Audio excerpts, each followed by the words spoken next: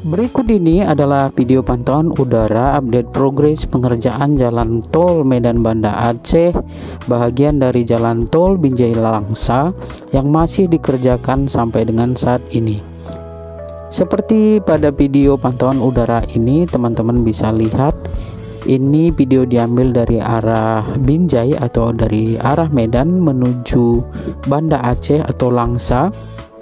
Tepatnya ini ada di seksi binjai-pangkalan brandan atau juga bahagian dari stabat-tanjung pura yang terus dikerjakan sampai dengan saat ini, dan kurang lebih seperti ini update progresnya melalui pantauan udara bersama dengan Mas Bro.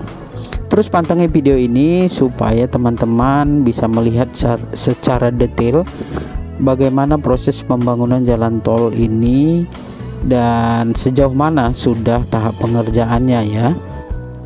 Kurang lebih seperti ini yang bisa Mas Bro sajikan. Silahkan berikan komentar di ruang komentar video ini, like kalau Anda suka dengan video ini, share untuk berbagi informasi kepada teman-teman yang lain, dan jangan lupa subscribe supaya tidak ketinggalan notifikasi terbaru dari kami berikutnya. Terima kasih sudah menonton.